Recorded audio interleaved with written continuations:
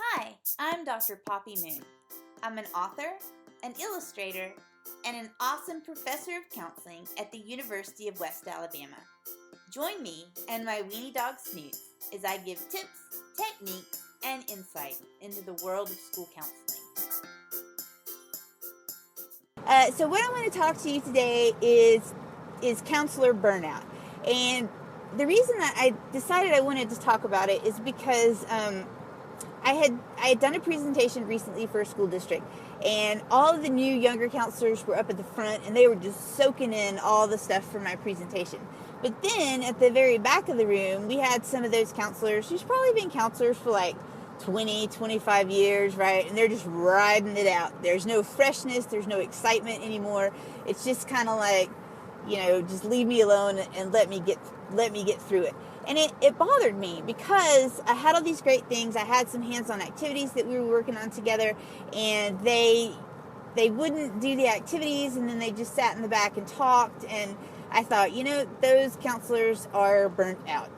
So I have some recommendations that I would like to give you just as a new counselor, or, wherever you are in counseling, to make sure that you don't burn out, because that's one of the worst things that I think a counselor can do, is not to take care of themselves and get to the point where they don't even want to leave their office anymore. I remember I had one student from supervision say, what do you do if you have a counselor that is always in their office with the door closed? What are they doing?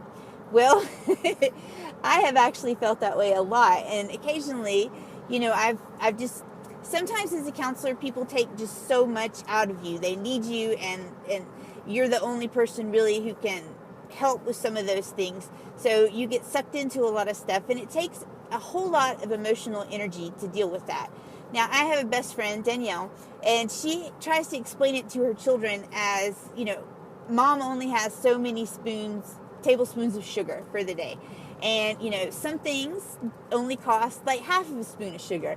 But then there are other things that are bigger, and they may, cost 2 or 3 spoons of sugar. So over the course of the day, doing the different things, that sugar starts to get emptied out. And on Sundays, if the sugar gets emptied out really early, then it's just a really stressful day, and it's a stressful time because she doesn't have the energy or the internal motivation to want to get up and to continue doing things. And it's true, all of us get tired. So don't just think, counselor burnout only happens to old counselors. No, it can even happen to new counselors as well. But I think that I notice for myself when I start to get burnt out is, one, I want to close my door and I don't want anybody to bother me. And 2, I don't look forward to doing classroom guidance. I'm just like, I've got to go in the classroom and do the guidance, and got to struggle with the kids to keep them, on top of everything. And it just, I feel that way too. Or if there's a kid that is sad, or a group of kids that I need to see, and I'm just like, I don't want to plan for that. I don't want to see them. I don't want to deal with them. And hey, that's okay.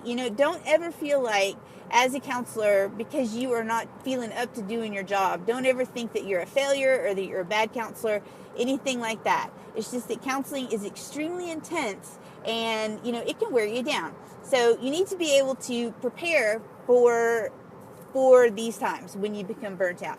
Now, the older counselors that were there, that were just kind of sifting through everything, I don't really have any advice for them, because if you're just waiting for the clock to tick down, and you're tenured, you're not going anywhere, you're not excited, and you don't have the joy that most true counselors are feeling.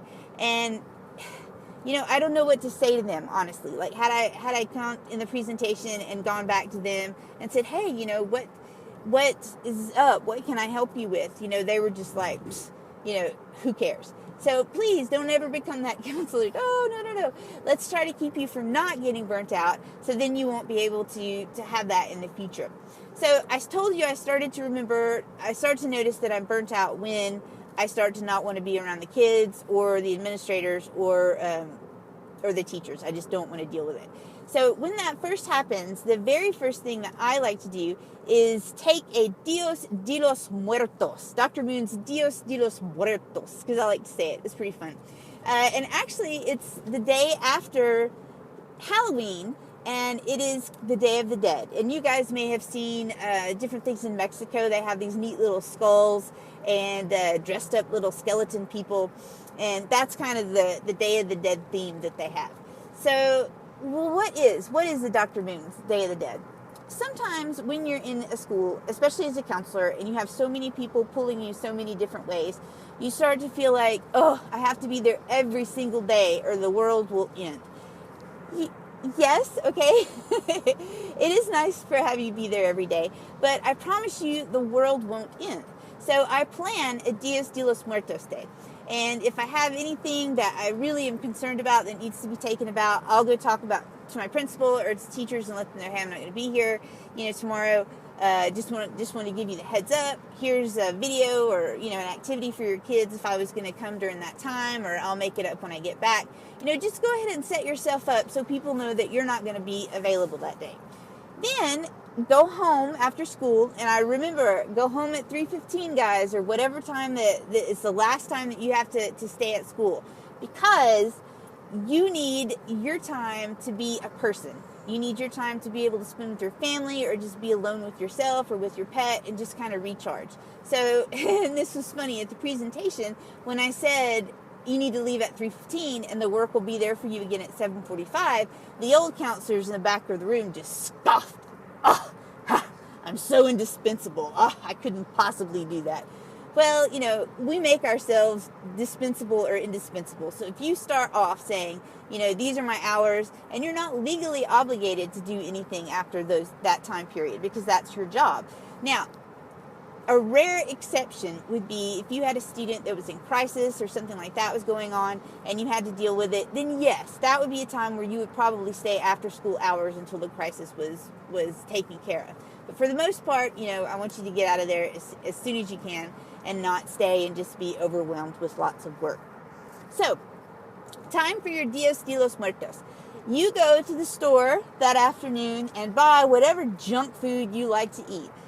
Chocolate, potato chips, Coca-Cola, anything that are your comfort foods. If you have different comfort foods, that's fine. But take your comfort foods home and they're yours. So don't let your family go in there and get to snarfing on them, okay? So go in and call in your day. So you can either have a personal day or you can have a sub come in. Normally, whenever I would take a day, there was a thing that I could click on the sub finder that would say no substitute needed. And I would always just click no substitute needed because even if someone did come, they wouldn't know enough about what I do to be able to take on that responsibility. So I would just check off no, let everybody know I'm not going to be there.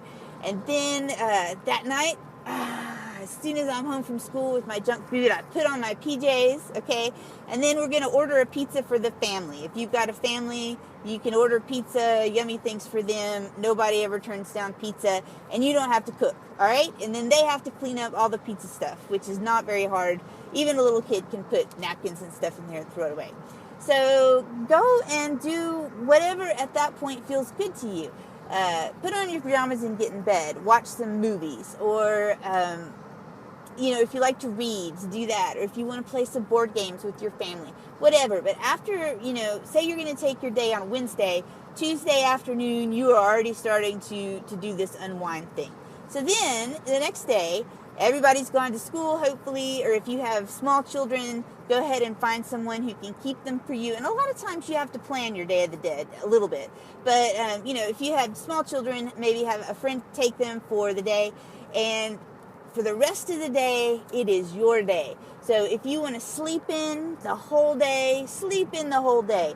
If you want to watch movies that, you've been waiting to see or that you love, make popcorn, have that soda, and do not think about school. Don't think about it at all. Don't worry if everything is going well. Don't worry if the whole world is crashing around your school, because I promise you, when you go to school the next day, everyone's going to be like, oh, hey, we're glad you're back.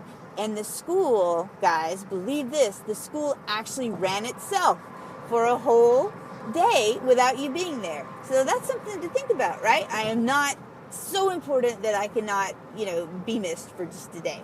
But anyway, on your day off, say that you want to go shopping for something nice. You want to go get your hair cut, if that's something, get a massage. I mean, these are big things, but mostly on my days off, I just sit at home in my jammies and watch movies and eat junk food. And don't feel bad about it. Don't feel bad about it at all. don't, I think a lot of people, especially us as women, that we put a lot of pressure on ourselves to be perfect and to always have everything together. If your house is a mess, you cannot clean it on Dios de los Muertos Day. This is not a day to get caught up with chores and bills and stuff like that. This is just your day to chill and to decompress. And then the next day when you go back to school, you will have more spoons of sugar to share around with other people. And another thing I like to think about Dios de los Muertos, I think to myself, if 10 years ago, if I think back, will I remember that I took off February 4th, 2016, and I shouldn't have done that. 10 years from now, you're not even going to care, right? A month from now, you're not even going to care. So that is what I recommend to you. Now, if you see that you're having real problems, like your one day is not cutting it for you, and this does happen, then I would say take off, at least 2 days, just so you can get some time for yourself. I also recommend that you keep a journal, not just on your days off, but just a journal for yourself. And this doesn't have to be a long, drawn out, this happened, or whatever. You could just write something simple like, today this happened and I struggled with it. Or I'm really working on trying to do better on this in my personal life. Or I'm struggling in my marriage and I think I need to work with some different ideas or something like that to connect better with my kids. But keep that journal, and that's a place where you can write your things, your private thoughts, and get out some of that emotional energy. Now, I always recommend to students who are extremely needy or clingy to keep a journal, and we go back and forth with that journal and share what's inside of it. So think of it as you're giving yourself a technique tip that a counselor would give you, is to do some journaling. I think physical exercise is always really helpful. I'm not a big health nut. I don't want to get up off the couch and go do stuff. But I think that going for a walk, at least for 10 minutes or so, maybe 5 to 10 minutes. If you can take your dog with you, that's great. But just go for a walk and don't think about anything. Just try to kind of make your mind super mellow and just take that walk. And when you are walking, I like to take a camera with me because this helps me focus a little bit. I guess, I don't know, just for me, it helps me focus. And as I go on that walk, I try to take pictures of unusual things that stick out at me. Like one time someone had a gnome that was sitting in the garden, and I thought that was fun. Or I saw this cat that was sitting over in the street looking funny, so I took a picture of the cat.